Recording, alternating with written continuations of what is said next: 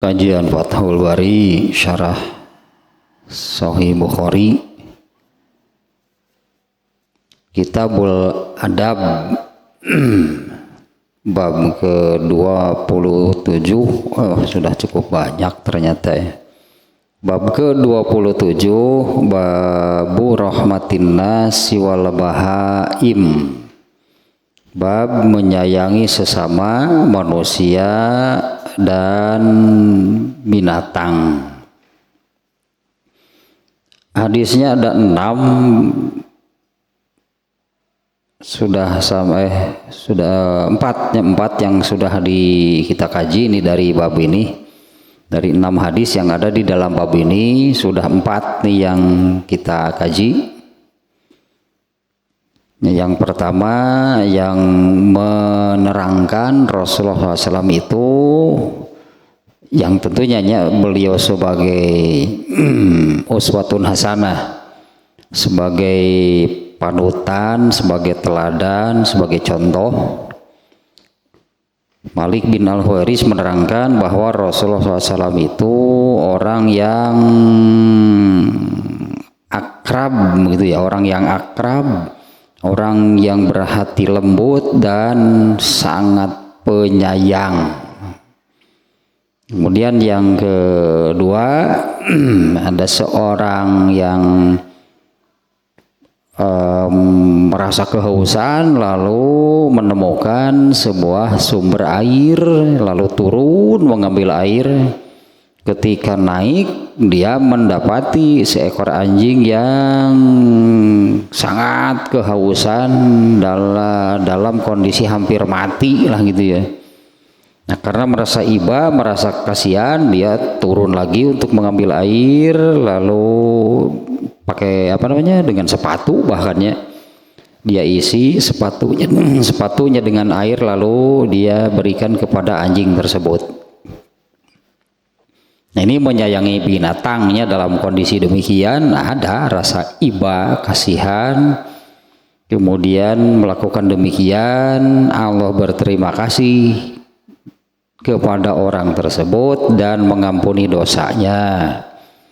Kemudian yang ketiga, hadisnya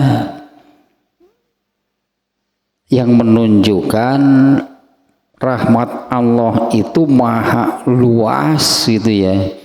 Allah maha pengasih, maha penyayang, di mana rahmatnya, pengasih penyayangnya Allah itu meliputi, mencakup seluruh alam raya. Artinya semuanya dikasihi, disayangi oleh Allah. Nah, ini juga menjadi indikasi gitu ya, bahwa manusia juga gitu ya, demikian semestinya menyayangi seluruh alam, menyayangi sesama, menyayangi binatang, menyayangi tumbuhan, menyayangi lingkungan gitu ya. Nah, ini yang menjadi dalil dari hadis yang nomor 4 itu, ya nomor 3-nya. Nah, di mana ada orang Arab kampung, Arab Badui, di dalam sholatnya berdoa, ya Allah, limpahkanlah rahmatmu kepadaku dan Muhammad, yang lain jangan ada yang diberi, gitu. Yang lain jangan ada yang diberi. Nah, Rasulullah setelah selesai sholatnya menegur orang tadi, kamu itu sudah menyempitkan itunya, yang maha luas. Kamu itu menyempitkan yang maha luas. Yang menjadi dalil dari hadis ini adalah rahmat Allah atau kasih sayang Allah itu meliputi, mencakup seluruh alam raya. Ya, ini juga ya, artinya menjadi dalilnya kalau bahwa mengasihi, menyayangi itu ya, kalau Allah itu seluruh alam raya, ya manusia ya menyayangi alam lah gitunya, manusia, binatang, tumbuhan, lingkungan. Nah, demikianlahnya dari hadis yang nomor 3. Kemudian nomor 4, Nah, ini yang luar biasa, ini sudah spesifiknya yaitu terbatasnya, yaitu bagaimana rasa saling mengasihi, menyayangi, saling mencintai, saling berempati, bersimpati di antara sesama mukmin. Jadi antara sesama mukmin, artinya ini sudah ya spesifik lah di dalam lingkup sesama kaum mukminin. Rasulullah SAW menggambarkan rasa saling mengasihi, menyayangi dan mencintai di antara sesama muslim itu seperti jasad. Salah satu bagian saja ada yang sakit, maka seluruh jasad itu ikut merasakan, ikut demam, ya ikut merasakan, seluruh badannya menjadi panas dan seluruh badannya itu tidak tidur. Nah, kalau ini khusus ya, kalau yang nomor 4 ini khusus nih. Saling mengasihi, menyayanginya di antara sesama mukmin. Bedanya dengan yang 3 dalil, 3 hadis sebelumnya ya. Nah, hadis yang nomor 2 gitu kan, menyayangi binatang, yang melihat seekor anjing yang kehausan hampir mati kemudian diberi minum. Dan kemudian hadis yang nomor 3 yang tadinya bahwa rahmat Allah itu maha luas, artinya Allah mengasihi, menyayangi seluruh alam raya, seluruh makhluk ciptaannya. Nah, sehingga yang ini menjadi pelajaran gitunya bahwa bagi pelajaran bagi manusia itu bahwa mengasihi, mencintai, menyayangi itu menyayangi bukan hanya dengan bukan hanya dengan sesama di dalam lingkup keluarga, itu terlalu sempit nih. Karena dengan dalil ini bahwa Allah itu menyayangi seluruh makhluknya, Allah mengasihi seluruh alam raya. Nah, ini menjadi contoh bagi manusia yang bukan hanya mencintai dirinya, mencintai keluarganya, tapi di luar itu sampai kepada mencintai sesamanya, mencintai binatang, mencintai tumbuhan, tanaman, dan mencintai lingkungannya. Mencintai lingkungannya, mencintai tempat hidupnya. Artinya kalau sudah ada rasa mengasihi, menyayangi, mencintai lingkungannya, nggak akan merusak lingkungan. Berarti justru yang ada adalah keinginan untuk menata, mengatur, memperbaiki, bukannya merusak gitunya, bukannya mengotori, merusak lingkungannya. Nah, artinya oleh Islam diajari kan yang demikian itu, oleh Islam itu diajarinya kalau manusia itu kan mencintai lingkungannya. Artinya kan kalau sudah mengasihi, menyayangi, mencintai lingkungannya kan yang ada kan ingin mengatur, memperbaiki itu karena ada kecintaan, bukannya mengotori, merusak lingkungan. Artinya itu bukan orang Islam yang demikian itunya, karena di dalam Islam itu diajarkan mengasihi, menyayangi itu bukan hanya kepada diri sendiri, bukan hanya kepada keluarganya, tapi kepada sesama manusia, bahkan kepada binatang, tumbuhan, dan lingkungannya. Ya, artinya kan kalau sudah ada katakanlah kalau kepada saudara, kalau kepada sesama, kalau ada rasa empati, rasa mengasihi, menyayangi kan gak akan menyakiti, berarti kan tidak ada gitunya bermaksud berniat menyakiti. Ya demikian juga terhadap tumbuhan, terhadap binatang. Ya, tidak ada bermaksud menyakiti, merusak. Ya masa sih di dalam Islam hal seperti ini tidak ada, tidak diajarkan, mustahil kan. Ya, Islam itu mengajarkan katakanlah kasih sayang seseorang itu bukan hanya sebatasnya terhadap dirinya, terhadap keluarganya, nah, bahkan sampai kepada sesamanya. Nah, ini yang ditunjukkan oleh dalil yang keempat. Kenapa kamu menyempitkan yang maha luas? Ya, ketika ada seseorang yang berdoa, ya Allah limpahkanlah rahmatmu kepadaku dan Muhammad. Jangan yang lain jangan ada yang diberi. Rahmat Allah yang maha luas mencakup seluruh alam raya ini oleh orang tadi malah disempitkan, hanya diminta bagi dua orang, yaitu dirinya dan Rasulullah.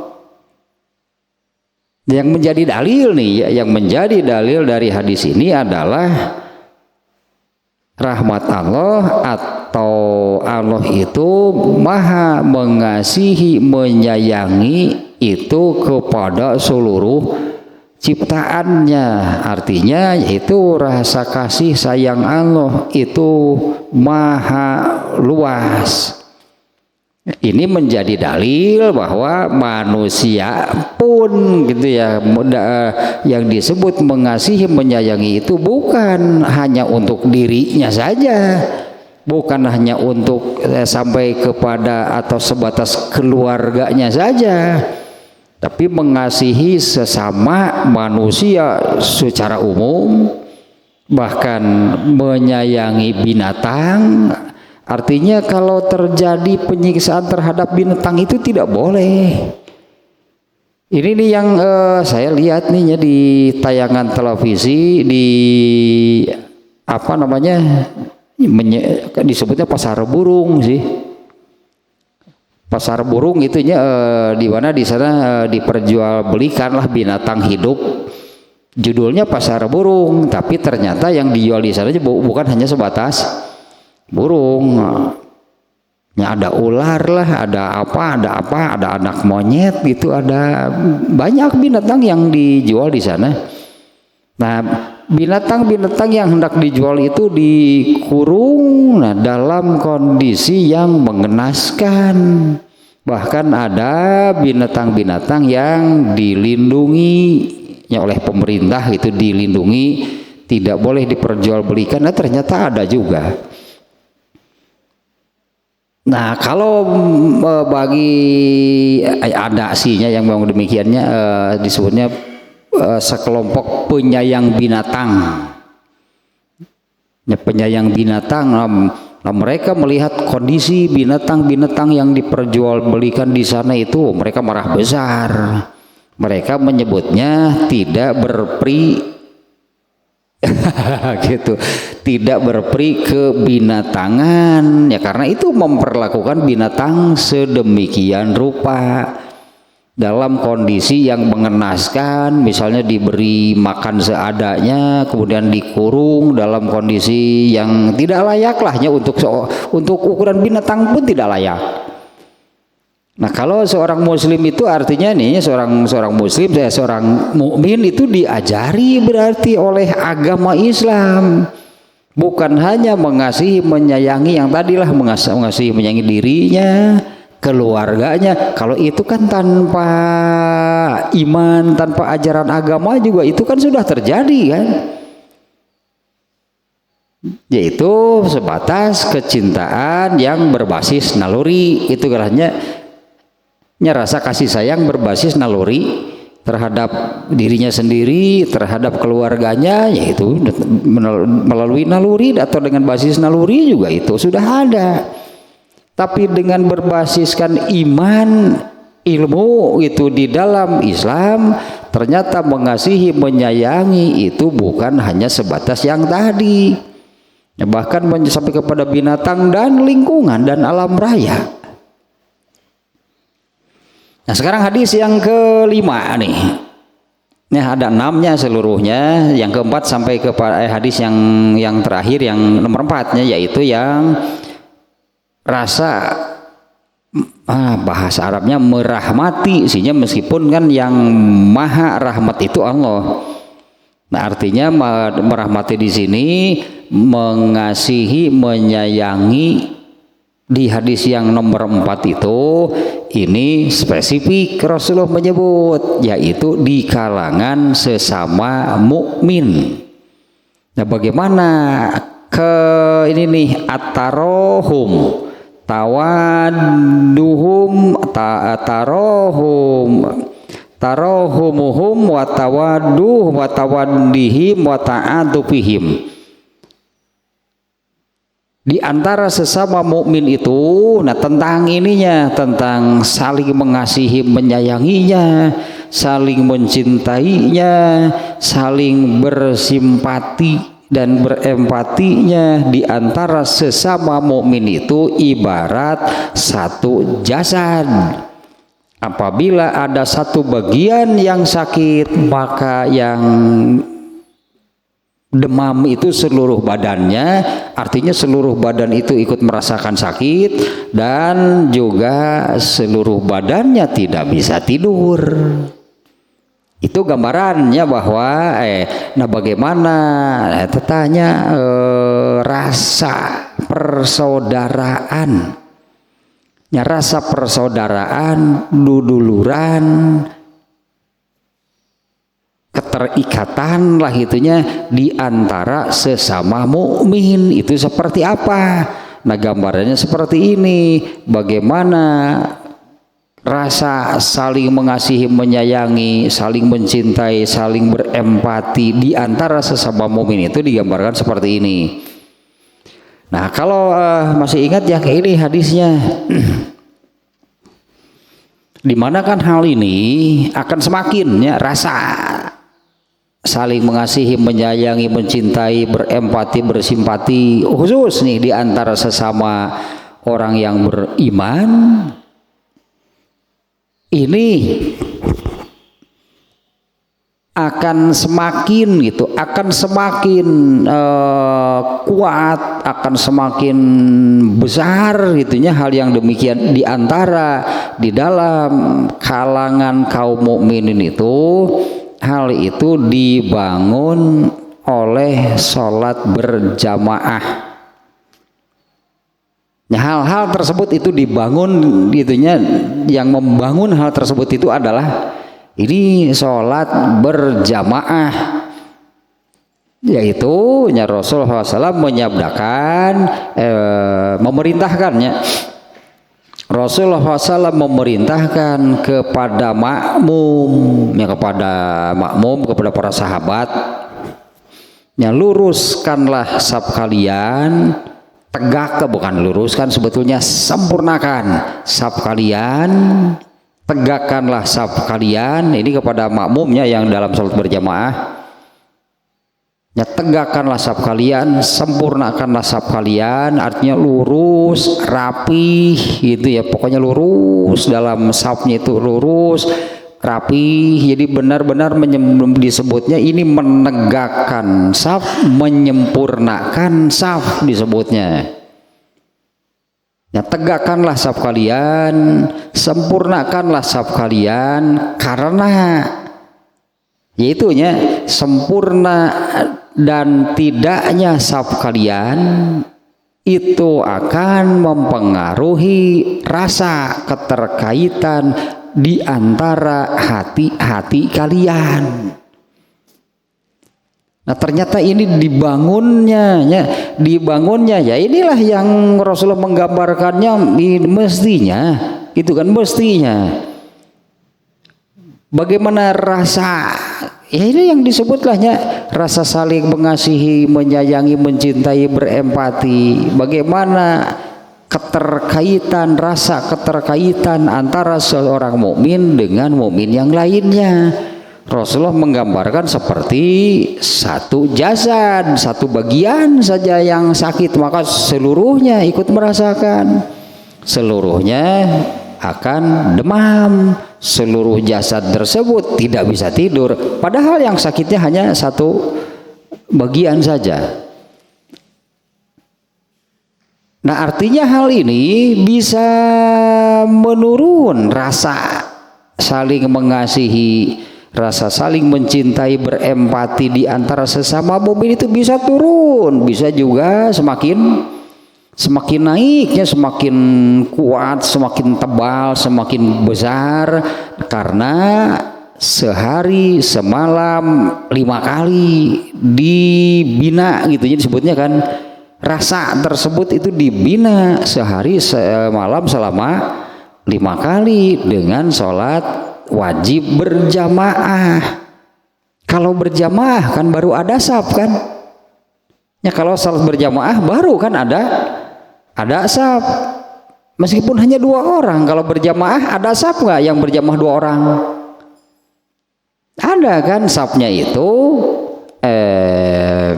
makmum berdiri satu saf dengan imam.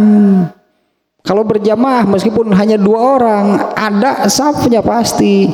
Nah, di mana bersaf ini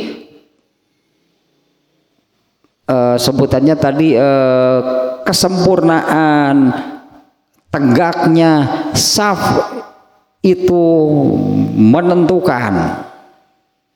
Nah, itu yang membina akan semakin tinggi, semakin tebal, semakin kuat, semakin besarnya rasa persaudaraan di antara sesama mukmin. Meskipun sholat berjamaah, tapi safnya tidak lurus, tidak rapat, tidak tegak. Karena Rasulullah tadi di dalam hadisnya menyabdakan lurus tidaknya, tegak tidaknya, sempurna tidaknya saf kalian itu menentukan keterkaitan di antara hati-hati kalian. Jadi berjamaahnya iya, tapi kenapa gitunya rasa persaudaraannya, kekompakannya itu tidak terwujud? Berarti safnya bermasalah, berarti safnya tidak sempurna, safnya tidak tegak. Ya apalagi dengan orang yang mau membina kekompakan dengan yang berjamaah wae tara. Nah, itu mau lebih kejadian nanti gitu. Ya jangan harap berarti berdasarkan dalil tadi kan, karena Rasulullah yang menyabdakan sempurna atau tidaknya, tegak atau tidaknya saf kalian itu mempengaruhi keterkaitan di antara hati-hati kalian, di antara hati-hati sesama makmum. Berarti ini kan yang membina, yang membangun, yang membina, yang memelihara kekompakan, anggaplah bahasa umumnya kekompakan di antara sesama kaum mukminin itu dengan cara bagaimana terbentuk? Dengan cara sholat berjamaah, safnya yang sempurna itu yang sehari semalam 5 kali. Orang yang beriman itu berkumpul bersama lalu dibinalah kekompakannya melalui sholat berjamaah. Nah, makanya yang menggaungkan persatuan, kekompakan, bari hari berjamaah tara datang alah ganeng cik orang lah. Mau terbangun bagaimana, mau terbina bagaimana? Aditen kukulutus itu kompak udah maneh tara berjamaah tuh cik urang teh. Coba pun berjamaah sapra sing rapi. Ya, safnya yang tegak, safnya yang itu kan sabda nabinya yang barusannya sempurna tidaknya saf kalian itu yang mempengaruhi. Yang ini kadar, berarti ini mempengaruhi kadar keterikatan yang ininya, saling mengasihinya, saling menyayanginya, saling mencintai, saling berempati. Itu ditentukan dari sempurna tidaknya saf sholat berjamaah. Tak ayeuna nu tara berjamaah gara ngomong sing kompak atuh bingung juga orang teh kudu kumaha atuh ya, mau kompak bagaimana dengan yang tidak berjamaah? Berjamaah saja kalau safnya tidak sempurna, ini sulit artinya untuk ini mendapatkan ini nih di hadis yang nomor 4-nya. Tarol mu'minina fi tarohumihim wa tawaddihim wa ta'atufihim. Ini diulang sedikit yang ini ya.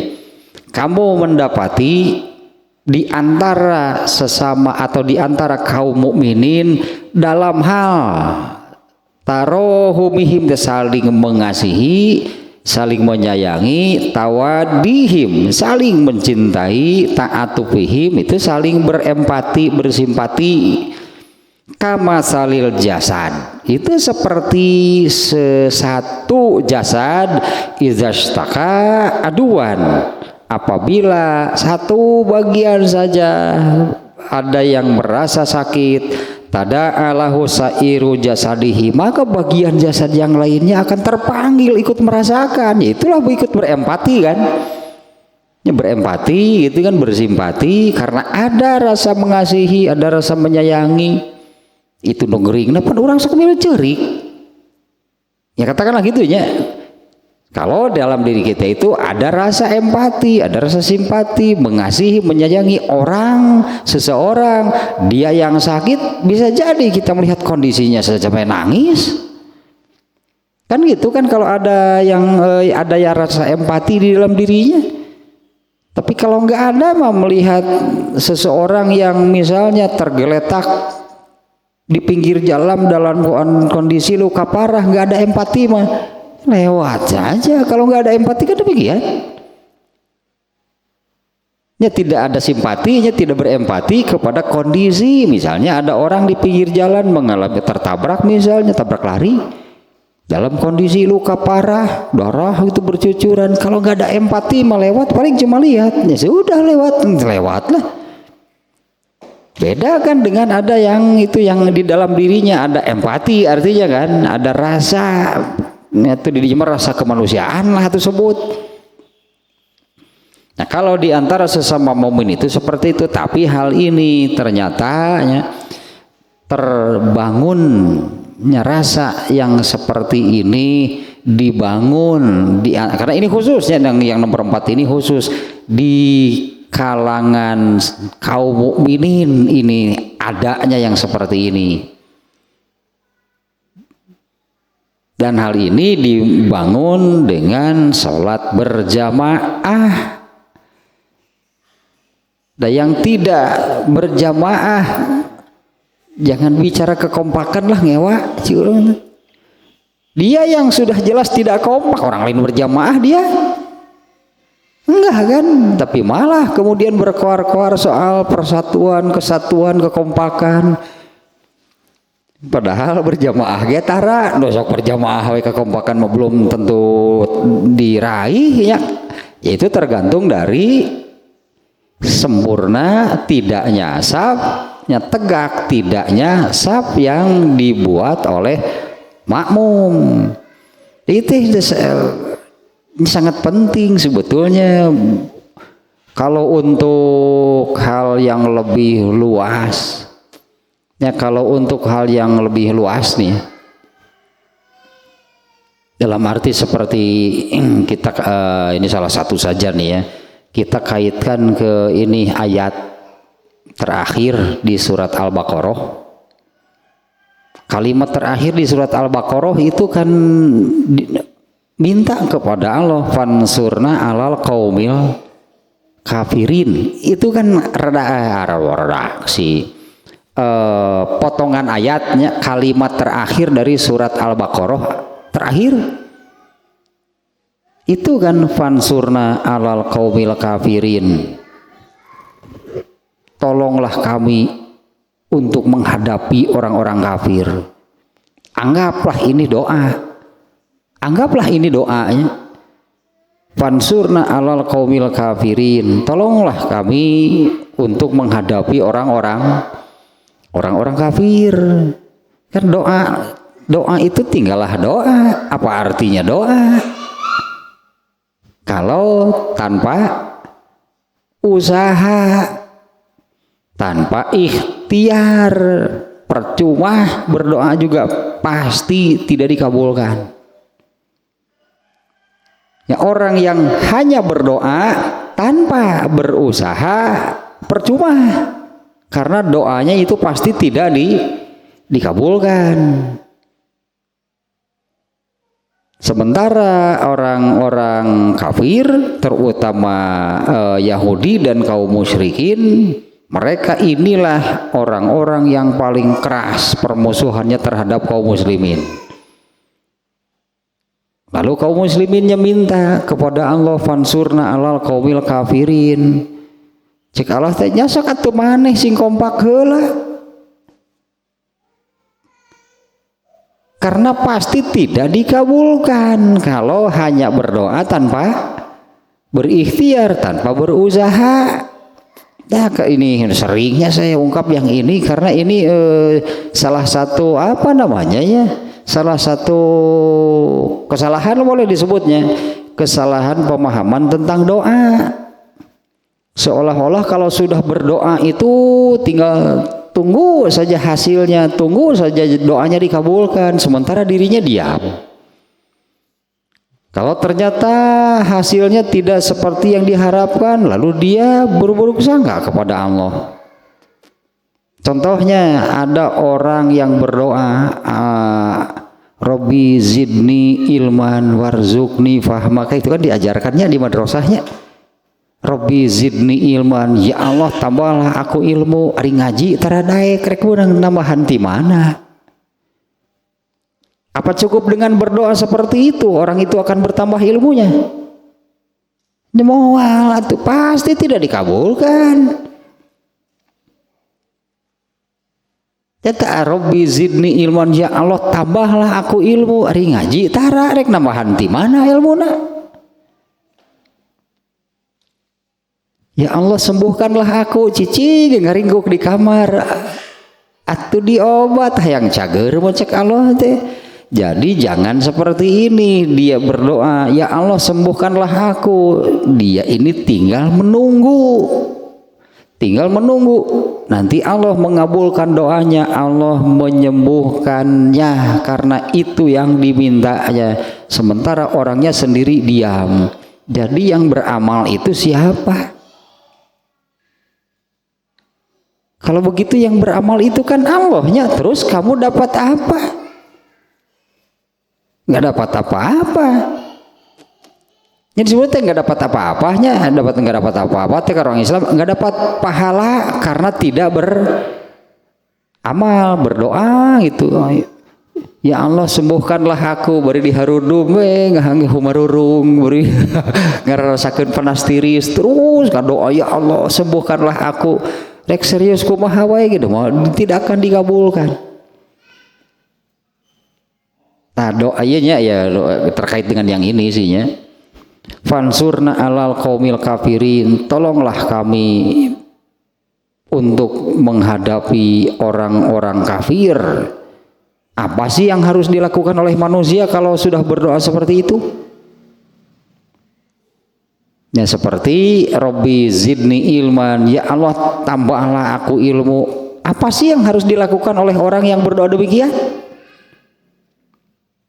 Kan belajar berarti kan? Ya belajar. Kalau sudah berdoa demikian, ngaji atau belajar atau. Karena kalau hanya berdoa, Robbi zidni ilman, ya Allah tambahlah aku ilmu, warzuqni fahma, karuniailah aku kecerdasan, ari otak nu aya tara diasah, karahaan otak teh lain beuki seukeut. Ari mentahna warzuqni fahma, mun cek urang mah hayang cerdas ieu telah otak teh. Ari diasah tara. Di mana ge nu tara diasah mah. Karahaan atuh. Ari itu hayang cerdas itu tapi tidak pernah digunakan kan untuk berpikir. Moal nepi ka iraha ge moal cerdas. Kalau sudah berdoa demikian artinya kalau sudah berdoa sesuatu berarti apa sih yang harus dilakukan? Itu untuk semua doa sama. Ya Allah sembuhkanlah aku. Apa sih yang harus dilakukan kalau orang itu berdoa seperti itu? Ya berobat berarti. Ya Allah tambahlah aku ilmu, berarti cari ilmunya, belajar. Nah kalau berdoa seperti tadi, tolonglah kami untuk menghadapi orang kafir, apa sih yang harus dilakukan? Jadi inginnya kitanya hanya diam dan berdoa, ya Allah hancurkanlah orang kafir, ya Allah hancurkanlah orang kafir, dihancurkanlah orang kafir, terus kamu dapat apa? Kan yang melakukan Allah, kan yang melakukan musuhnya itu kan Allah. Ya terus kitanya dapat apa? Gak dapat apa-apa. Artinya ada yang harus dilakukan. Apabila berdoa sesuatu berarti ada yang harus dilakukan. Tidak boleh hanya berdoa saja gitu ya, tanpa melakukan apapun, pasti tidak dikabulkan. Nah kalau fansurna alal qaumil kafirin, tolonglah kami menghadapi orang-orang yang kafir, harus bagaimana? Ya sing kompak atuh diantaranya kan, sing kompak atuh. Itu yang dulu pernah terjadi di zaman Rasulullah. Jumlah pasukan Rasulullah SAW dan para sahabat sedikit, tapi kekompakannya atau kompaknya luar biasa. Itulah diantara kekuatan mereka. Nah itu tak, karena ini ada rasa empati, ada rasa persaudaraan yang kuat itu di antara sesama sahabat, sehingga jumlah pasukan kecil saja kekuatannya luar biasa besar.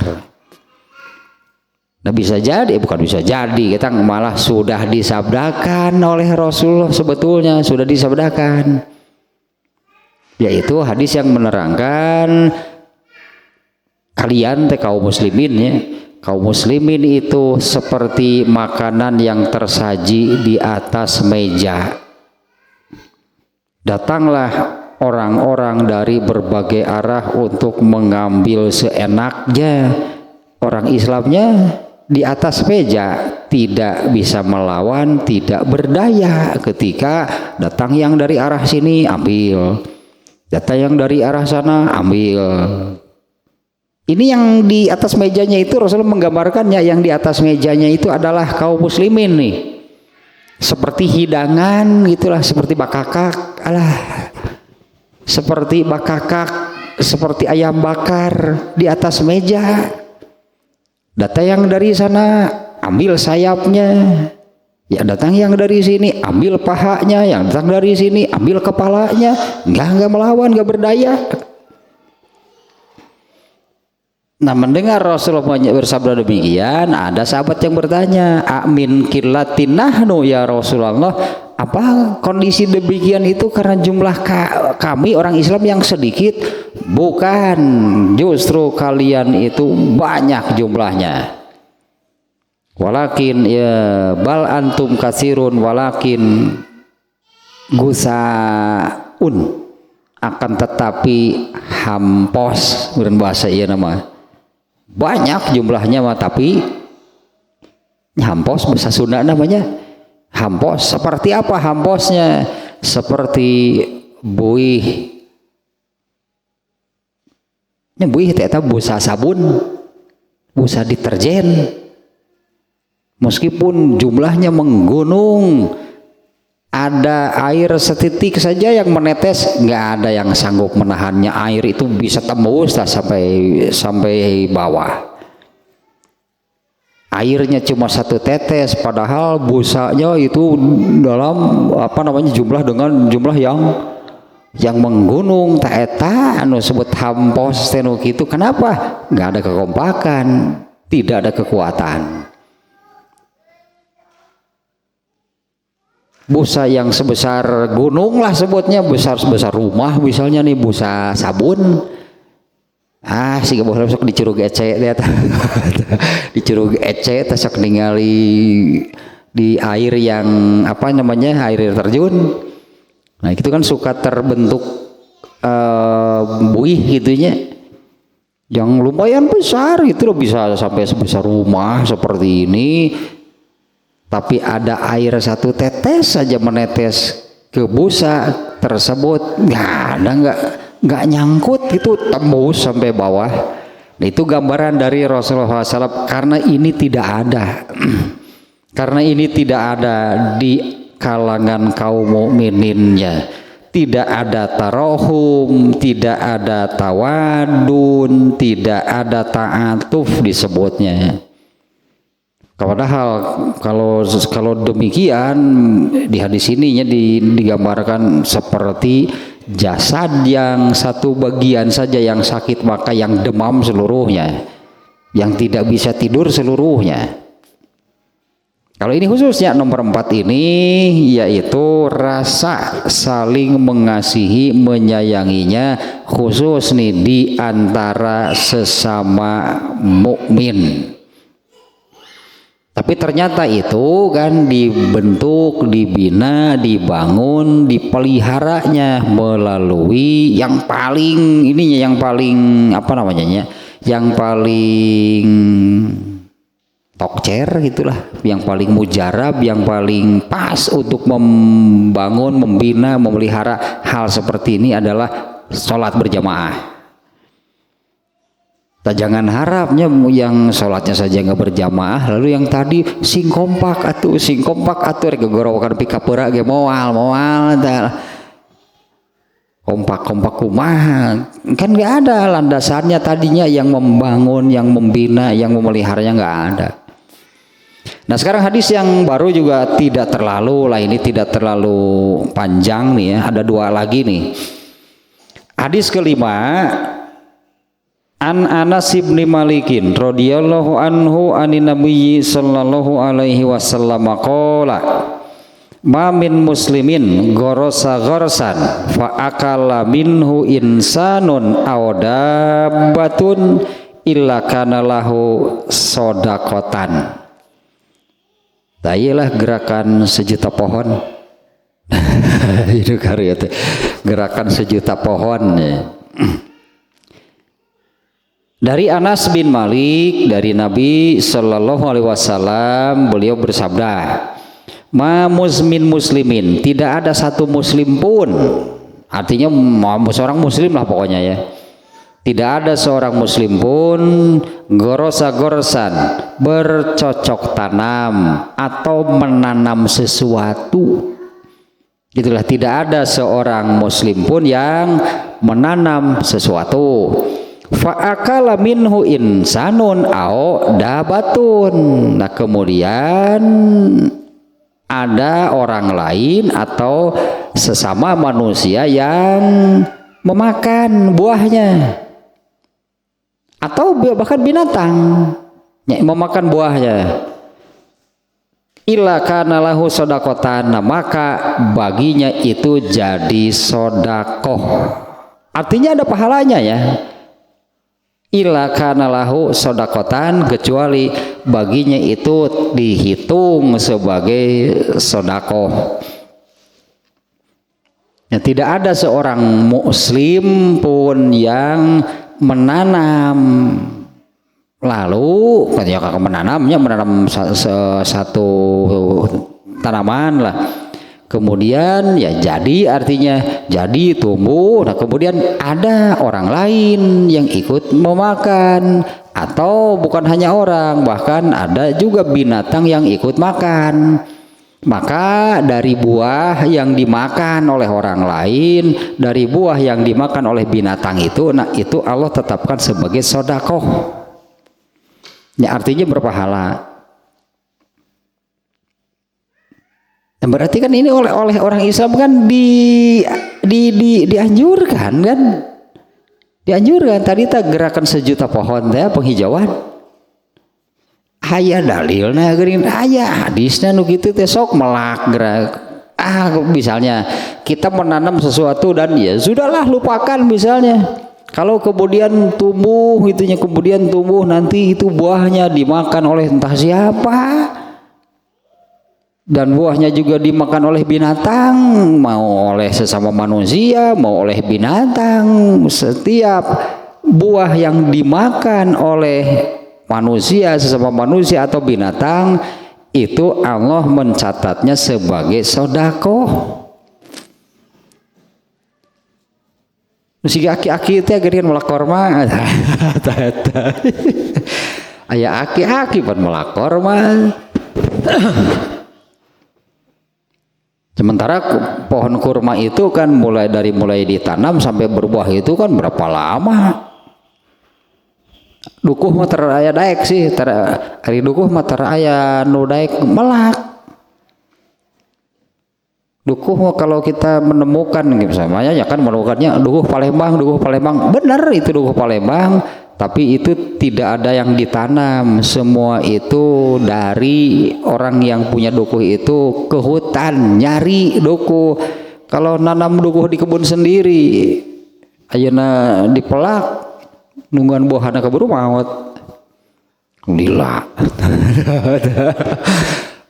Dukuh itu berbuahnya, kalau menanam dukuh itu baru berbuah setelah 25 tahun. Mentek orang dukuh Palembang benernya memang yang enak itu dukuh sananya. Tapi nggak ada orang Palembang yang menanam dukuh. Mereka mencoba orang Palembang itu tadi kita. Gila. Itu hasil dari ya pergilah ke hutan, bebas di hutan mau ngambil juga asal naik saya aki-aki melakor mah sedang menanam kurma gitu kan, lalu ditemukanlah oleh rombongan raja. Penasaran raja teh aya aki-aki melak, dalam pikirannya rek iraha ka alana gitu kan siga nu bieu rek iraha ka alana melak ayeuna bari aki-aki geus geus kolot kieu geus bau taneuh mun cik urang. Turun si raja teh dari untanya, dari kudanya, kemudian bertanya, "Ari aki nanaonan mun cik urang mah atuh ayeuna dipelak rek iraha ka alana?" Si aki-aki ngejawab teh, "Atuh apan korma nu di daharku ayeuna ge teuing iraha jeung saha nu melakna." Da ieu teh murudnya ge nya. Apan korma nu di daharku aki poe ieu ge teuing iraha teuing saha nu melakna. Nya aki ge kitu we atuh ayeuna. Keun aki nu melakna teuing saha jeung iraha ge nu ngadaharna mah keun bae cenah atuh da aki ngadahar korma nu ayeuna di dahar teh teuing saha jeung iraha nu melakna. Bener oge si aki euy pinter dibere duit teh. Ku si raja teh bener cenah aki. Tah cenah lain mah hadiah cenah bere duit. Tuh nya cenah. Naon atuh ki naon deui cenah jual tuhnya. Batur mah melakor mah ting iraha buahanana, aki mah aya poe dipelak teh geus puguh hasilna. Aki noja salah pinter atuh ieu mah. Ari aki mah cenah tuh poe ieu melak tuh geus puguh jelasan hasil ge ayeuna keneh. Heeh oke sih aki. Bener pinter si aki cenah. Beki resep si raja teh. Tah atuh tambahan cenah ari kitu mah bara resep ieu mah. Tadi teh si beri duit padahal ku ngajawab gitu teh gitu tergugah gitu si raja teh ya memang bener kan. Apa kurma yang dimakannya, apa kurma yang kita makan itu kita yang nanam? Kok mau orang Indonesia ya kurma dipelakna di mana? Kan banyak kurma kan di sekitar kitanya. Yang menanamnya siapa? Di mana? Kapan? Teuing tanya mah cek urang nu apal mah ieu korma nu kieu ngaranna pokona mah dahar we nu melakna saha duka. Di mana? Duka di iraha teuing lah pokona mah mikiran kadinya mah lieur lah. Tama taksi aki ge gitu lah keur kitu kan bae teh kedahar ku aki ge atuh da aki ge kedahar korma nu aya poe ieu di dahar ku aki teh teuing iraha teuing saha nu melakna teuing di mana. Kan benernya si raja teh bener si aki euy cenah. Tah ki lah mere duit lah. Tuh nya. Naon jual tuhnya we. Batur mah melakor mah poe ieu teh iraha buahanana, aki mah poe ieu melak hatuh jelas hasilna geus aya. Geus buahan lah, geus panen aki mah cenah tuh. Dangor ya buahan ge dijual jadi duit kan. Tuh batakna. Tuh aki mah geus panen poe ieu melak poe ieu panen. bener si aki hade cenah eta atuh tambahan deui tuhnya naon aki geus tuhnya deui batur mah korma teh satahun sakali buahanana aki masa poe 2 kali dan dibere duit ku si raja 2 kali anggus aki eueuh ini teh raja teh hoyo si aki teh seserian si aki teh seserian beri eta teh beri beungpeun ini di dalam Islam artinya ada yang demikian. Ya artinya kalau mau menanam sok pelakeun karena siapapun nanti yang makan dari buah tersebut apakah manusia bahkan binatang oleh Allah itu nanti dicatat sebagai sedekah. Tak kudu si aki-aki bieu lah gitu. Kalau berpikir melak wah tuh iraha kadaharna tak kuduna mikirna si aki nu bieu pan urang apa yang kita makan hari ini. Ya korma mah gitunya korma untuk di sini ya untuk di Bandung gitu korma di mana ya korma di Bandung gitu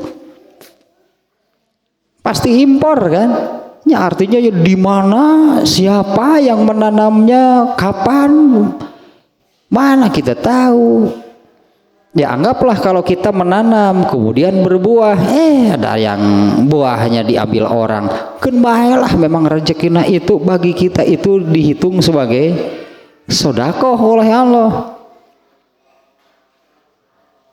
ya atau oleh binatang gitunya oleh ku lalai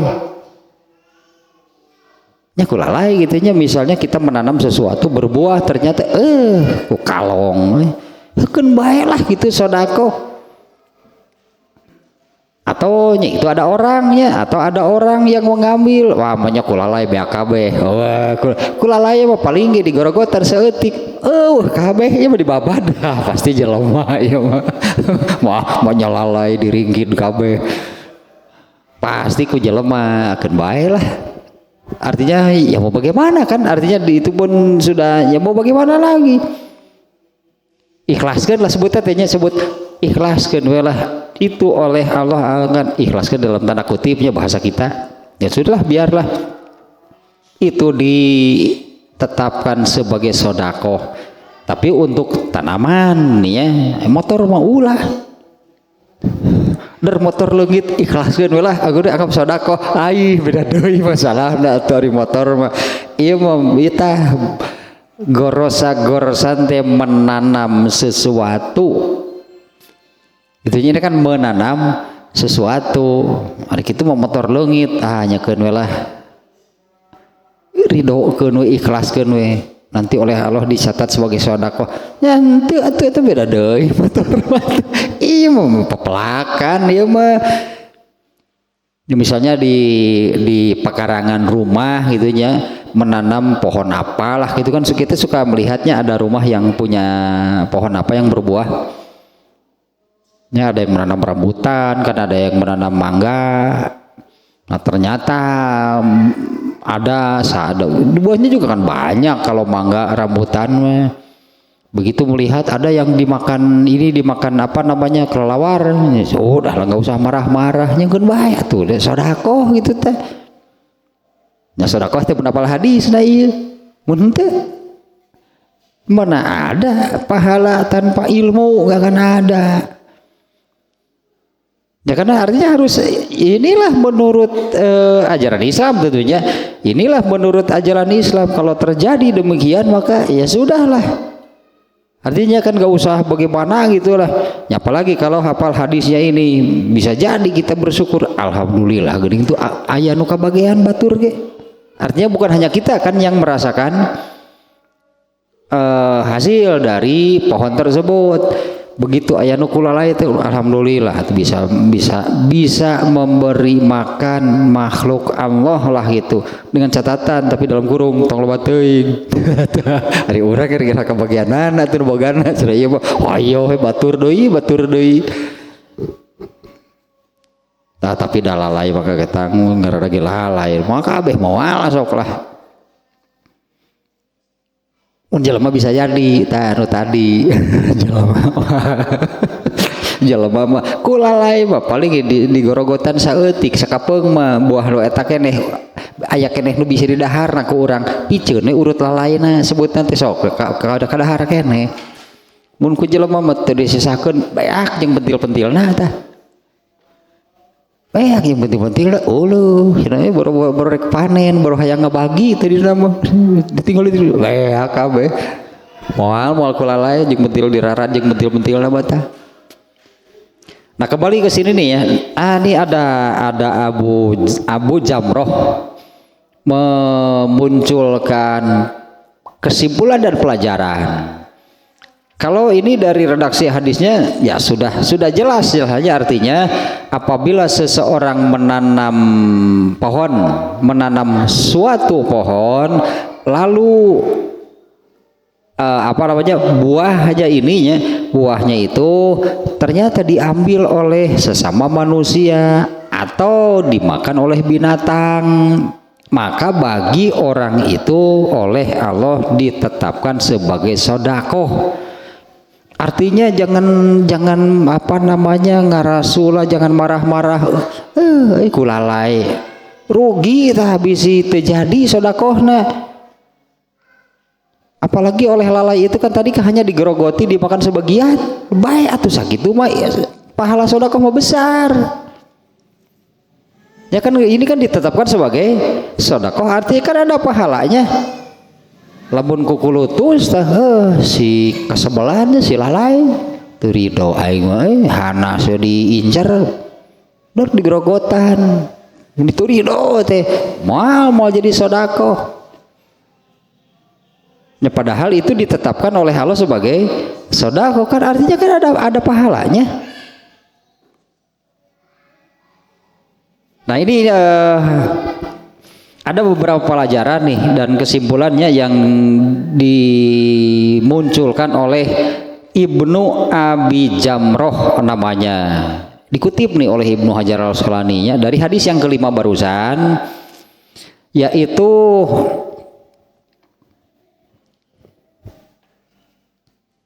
tanwihi bi qadril mu'mini wa annahu yahsulu lahul ajru wa in lam yaqsud ilaihi ainan.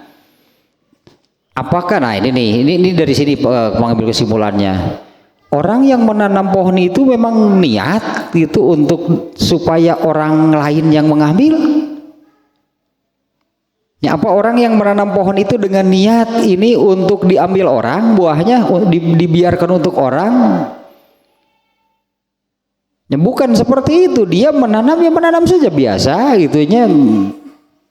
Ya masa sih kalau seseorang menanam pohon mangga misalnya di pekarangan di pekarangan rumahnya sendiri, masa itu untuk sengaja menanamnya itu untuk orang, itu kan enggak.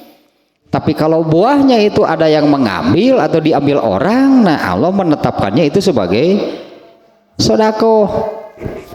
Nah ini di antara kesimpulannya. Nah inilah Allah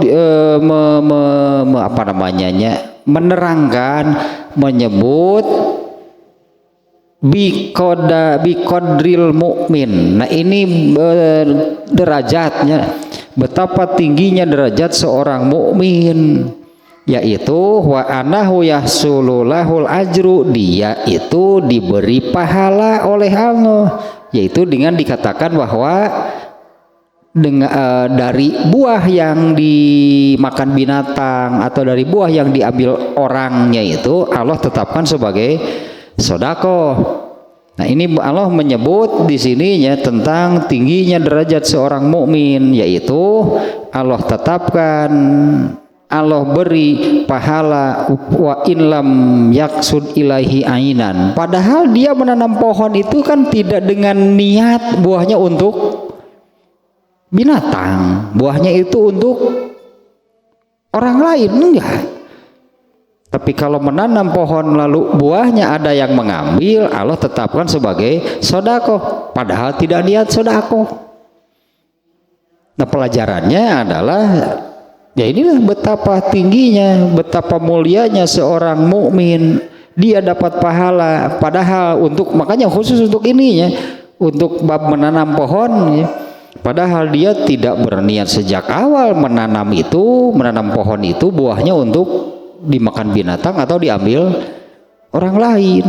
Tetapi Islam menetapkan seperti ini. Nah, artinya bagi orang Islam yang menanam pohon, kalau dengan landasan ilmu seperti ini, lalu ada yang buahnya yang diambil orang, alhamdulillah dapat pahala kan, yaitu pahala sedekah. Bisa jadi itu rente ini ngeri, duh lebar rek dibikeun teh kitu mah ieu nyokot, rek dibikeun lebar gitu, ulah dirinya itu merasa sayang untuk dikasihkan kepada orang, ternyata aya nu ngambil nya, coba lamun dibikeun memakai niat eta mah sedekahna ge. Ya kan itu harga gitu banyak makan niat eta mah sedekahna ge nu ieu mah henteu, tentu beda. Andai buahnya itu dia niatkan, dia ambilnya, memang diambilnya itu dengan niat untuk diberikan kepada orang, beda, itu lebih besar. Iya makan leungit bari aya kaduhungna teh geus apal ilmuna, baiklah sedekah. Gitulah, baiklah sedekah bari Allahu Akbar.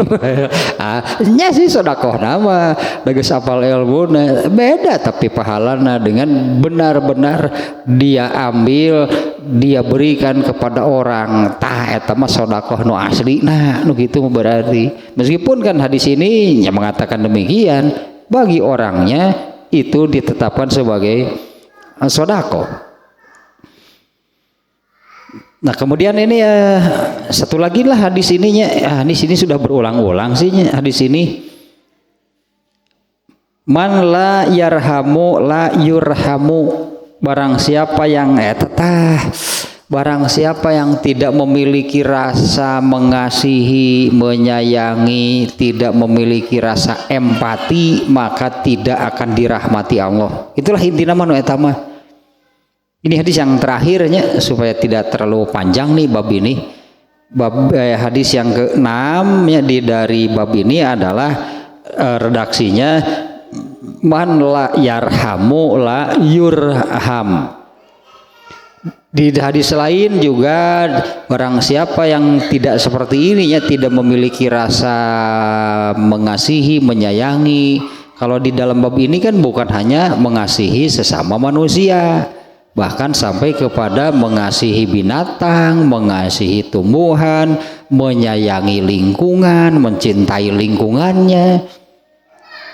Barang siapa yang tidak memiliki hal seperti itu maka tidak akan dirahmati.